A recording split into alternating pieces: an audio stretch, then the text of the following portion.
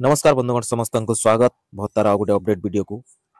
तो बंधुगण जमीक आपने जानते आम प्रत्येक दिन भत्ता को लेकिन किसी ना कि अपडेट आपण पाखक वीडियो माध्यम पहुँचेवा चेष्टा करमिति कि 3000 टंका भत्ता समस्या को लेकिन कि 3500 टंका भत्ता वृद्धि को लेकिन प्रत्येक दिन आम चेष्टा करखक किसी ना कि अपडेट पहुँचेवा केमी समस्त भत्ता 3000 टंका हम और केमी मैक्सिमम लोक 35 टंका पाइबे से प्रति आमर विशेष ध्यान रही थाए ताकू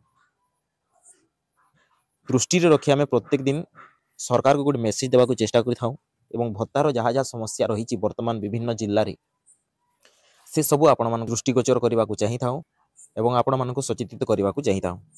तो बंधुगण जो मैंने आम चैनल रे जोड़िक रही से बहुत बहुत धन्यवाद, बहुत बहुत भल पाइबा देते से एवं जो मैंने नुआ कर जोड़ा चाहते से दयापूर्वक चैनल को सब्सक्राइब कर दिखातु एवं एमती इनफॉर्मेटिव वीडियो जदि आपको भल लगुच आपण मैंने चाहते समस्त भत्ता केमी 3000 टंका हो 3500 टंका समस्ते पातु ताहले आपण मैंने वीडियो को सपोर्ट करूँ, वीडियो को लाइक कमेंट करूँ जहाँफल वीडियो रिच जापर और एमती मेसेज सरकार को पाखक पहुँची पार। तो बंधुगण वर्तमान विभिन्न जिले में ओडिशार भत्तार समस्या देखा मिलूँ। आपण मैंने वर्तमान स्क्रीन रे देखि पारुथिबे गोटे बड़ समस्या जोटा गोटे जिलार एटा आर्टिकल अच्छी किंतु यही समस्याटा ओडिशार प्राय सब जिले में वर्तमान देखा मिलूँ। तो आम गोटे जिलार आलोचना न करी यही आर्टिकल थ्रू ओडिशार विभिन्न जिले में जो समस्या मान रही से बाबद में विस्तार भाव में आलोचना करवा आपंकर 3000 टंका भत्ता को लेकिन कि 3500 टंका भत्ता को लेकिन कि वर्तमान जो आर्टिकल आसी से समस्या को लेकिन विस्तार भाव में आलोचना करवा। तो आपण मैंने समस्ते वीडियो शेष पर्यंत देखु आम संगे जोड़ी रही था कारण आपण मैंने जानी एक ही बड़ आपण आम मैंने जब यूनिटी रहा आमर भत्ता यथाशीघ्र 3000 टंका वृद्धि हो बोली सूचना आसूची। तो चलतु विस्तार भाव में समस्या प्रथम जाना कौन समस्या देखा ए गोटे जिले तथा अन्य समस्त जिले में कौन कौन प्रोब्लेम होची वर्तमान मधुबाबू पेंशन योजना भत्ता पाउथबा लोकंकर किंबा अन्य कौन पेंशन योजना भत्ता पाउथबा लोकंकर एवं यार समाधान कौन हो पार और भविष्य में केमी समस्ते 3000 टंका 3500 टंका पाइपर से बाबद में अंतिम आलोचना करवा। तो वीडियो को काटू ना शेष पर्यंत देखूँ जहाँफल सब किसी जानीपर सब किसी सूचना पाइपर और वीडियो को टिके सपोर्ट करूँ जहाँफल एमती सूचना पहुँची पार सरकार को जहाँफल सरकार जो सुप्त अवस्था अच्छा जो नीरव अवस्था अच्छा आखि खोलू और जो मैंने गरीब अच्छा भिन्नक्षम विकलांग वृद्धा वृद्धि अच्छा जो मैंने जराजीर्ण अवस्था अच्छा जो असुविधा अच्छी से सरकार जानीपारतु। चलतु आर्टिकल माध्यम पूरा जाना कौन कौन समस्या वर्तमान विभिन्न जिले में होती केमी आपंकर 3000-3500 टंका आग को भत्ता हो पार। चलतु वीडियो को स्टार्ट करवा विस्तार भाव में पढ़ी आम बुझा चेष्टा करवा।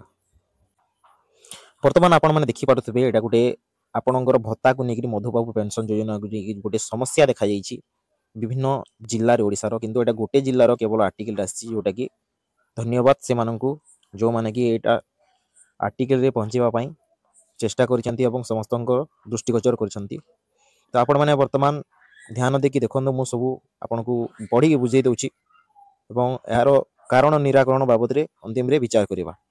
देखो केन्दुझर जिला बढ़ुनी भत्ता कोटा एणे आवेदनकारी संख्या बढ़ी चली जड़े नुहे कि 2 जन जिले में 35,061 जन मधुबाबू पेंशन योजना आवेदन कर भत्ता अपेक्षा अच्छा वर्ष वर्ष धरी से तालिका आसुना भत्ता पाउथबा हिताधिकारी मध्यरु काहारी मृत्यु हेले तांको स्थान रे जड़े भत्ता पाउछंती।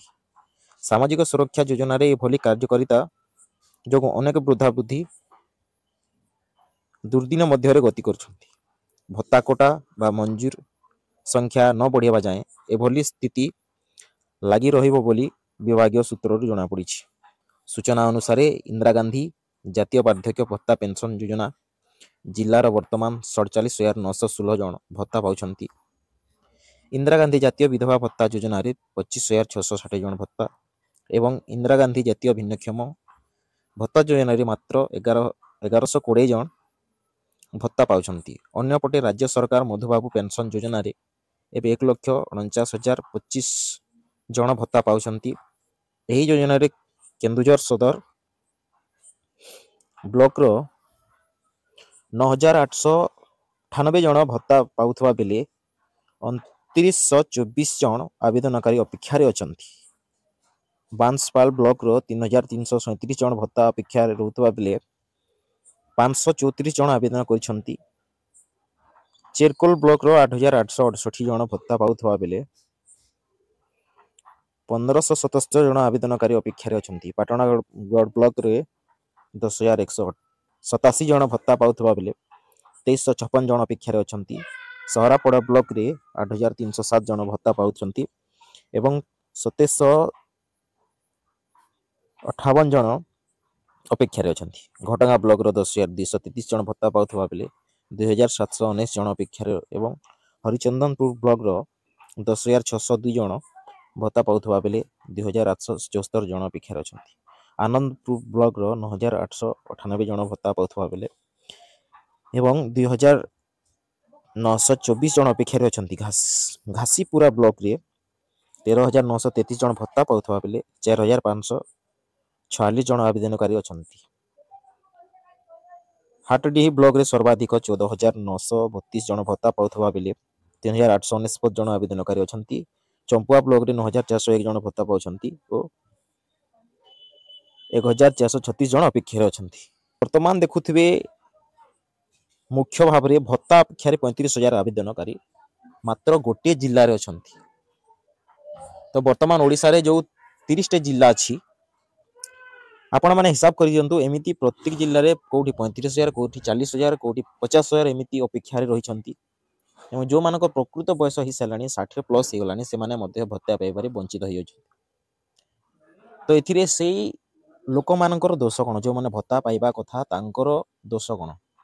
ସରକାର ନିଶ୍ଚିତ ଭାବରେ ଗୋଟେ ଟାର୍ଗେଟକୁ ବୃଦ୍ଧି କରିବା କଥା। ଯେଉଁ ଟାର୍ଗେଟ ଆଗରୁ ଥିଲା ସେ ଟାର୍ଗେଟ ବର୍ତ୍ତମାନ ଚଲି ହେବ ନାହିଁ, କାରଣ ଲୋକଙ୍କର ସଂଖ୍ୟା ବଢ଼ିଲାଣି, ଭତ୍ତା ହିତାଧିକାରୀଙ୍କ ମଧ୍ୟ ସଂଖ୍ୟା ବଢ଼ିଲାଣି, ବହୁତ ଲୋକ ଏକ୍ସପାୟାର ବି କରୁଛନ୍ତି, କିନ୍ତୁ ତଥାପି ବି ବର୍ତ୍ତମାନ ସମସ୍ତଙ୍କୁ ଭତ୍ତା ମିଳିପାରୁନାହିଁ। ତ ସେ ପ୍ରତି ସରକାର ବିଶେଷ ଭାବେ ଦୃଷ୍ଟିଗୋଚର ହେବା କଥା। ଯେଉଁଟାକି ଆପଣମାନେ ଭାବୁଛନ୍ତି ଯେଉଁମାନେ 2-4 ବର୍ଷ ହେଲାଣି ସେମାନେ ଭତ୍ତା ଅପେକ୍ଷା କରିକି ଆଜି ପର୍ଯ୍ୟନ୍ତ ଅପେକ୍ଷାରେ ଅଛନ୍ତି, ସେମାନେ ଭାବୁଛନ୍ତି ଆଜି ମିଳିବ କାଲି ମିଳିବ, କିନ୍ତୁ ତାର କିଛି ସୂଚନା ଆସୁନାହିଁ, ସେ ଭତ୍ତା ସେମାନେ ପାଇପାରୁନାହାନ୍ତି। ତ ବନ୍ଧୁଗଣ ଆପଣମାନଙ୍କର କ'ଣ ମତାମତ ରହିବ ନିଶ୍ଚିତ ଭାବରେ କମେଣ୍ଟ ବକ୍ସରେ ଲିଖିବେ। ତାପରେ ରହିଲା ଆମର ଯେଉଁ 3,035 ଟଙ୍କା ଭତ୍ତା ଅଛି ସେଇଟା ଆପଣମାନେ ଜାଣିଥିବେ।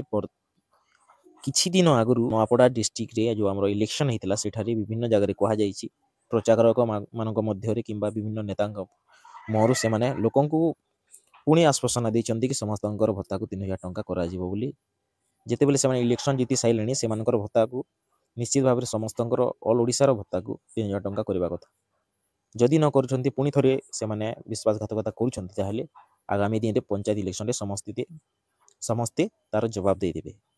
ତ ତାକୁ ନେଇକରି ଆପଣଙ୍କର ମତାମତ କ'ଣ ରହିଛି ତାହା ବି ମଧ୍ୟ କମେଣ୍ଟ ବକ୍ସରେ ନିଶ୍ଚିତ ଭାବେ ଲିଖିବେ। ତ ଯେଉଁ ସମସ୍ୟା ହେଉଛି ବର୍ତ୍ତମାନ ଭତ୍ତାକୁ ନେଇକରି ଏମିତି ସମସ୍ୟା ପୁରା ଓଡ଼ିଶାରେ ଲାଗି ରହିଛି, ତ ସେ ପ୍ରତି ସରକାର ଧ୍ୟାନ ଦିଅନ୍ତୁ ଓ ଯଥାଶୀଘ୍ର ଯେଉଁମାନେ ପ୍ରକୃତରେ ଯୋଗ୍ୟ ଭତ୍ତା ପାଇବା ପାଇଁ ସମସ୍ତଙ୍କର ଭତ୍ତାକୁ ବୃଦ୍ଧି କରାଯାଉ। ଏହା ପୁରା ଓଡ଼ିଶାର ଯାହା ଭତ୍ତା ହିତାଧିକାରୀ ଅଛନ୍ତି କିମ୍ବା ଯେଉଁମାନେ ଅପେକ୍ଷାରେ ଅଛନ୍ତି ସମସ୍ତଙ୍କର ତରଫରୁ ଏବଂ ଆମ ତରଫରୁ ଗୋଟିଏ ଅନୁରୋଧ। ତ ସରକାର ଧ୍ୟାନ ଦେଇକି ଏ ପ୍ରତି ଟିକେ ଚିନ୍ତା କରନ୍ତୁ। ଆପଣ ବିଭିନ୍ନ ଯୋଜନା କଲେ କିଛି ଫଳପ୍ରଦ ହେବ ନାହିଁ। ଯେମିତି ଆପଣଙ୍କର ବୃଦ୍ଧାବୃଦ୍ଧି ଭିନ୍ନକ୍ଷମ ମାନେ ଯେଉଁ ଅସୁବିଧା ଭୋଗୁଛନ୍ତି ଭତ୍ତାକୁ ନେଇକି ତାର ସମସ୍ୟା ପ୍ରଥମେ ସମାଧାନ କରନ୍ତୁ, ଯାହାଫଳରେ ଆପଣଙ୍କର ମୁଖ୍ୟ ସମସ୍ୟା ହେଇକି ଯେଉଁଟା ରହିଛି ସେଥିରେ ସମାଧାନ ହେଇସାରିଲେ ବାକି ସବୁ ସମସ୍ୟାର ସମାଧାନ ଆପେ ଆପେ ବାହାରିବ। ତ ଧନ୍ୟବାଦ ବନ୍ଧୁଗଣ, ଆପଣମାନଙ୍କର ଭଲ ପାଇବା ଏମିତି ରହିଥାଉ। ଯଦି ଭିଡ଼ିଓଟା ଭଲ ଲାଗୁଛି ଗୋଟେ ଲାଇକ୍ କରିବେ, କମେଣ୍ଟ କରିବେ ଆଉ ଆମ ସାଙ୍ଗରେ ଯୋଡ଼ି ହେବା ପାଇଁ ଚ୍ୟାନେଲକୁ ଗୋଟେ ସବସ୍କ୍ରାଇବ୍ କରିବେ। ଧନ୍ୟବାଦ।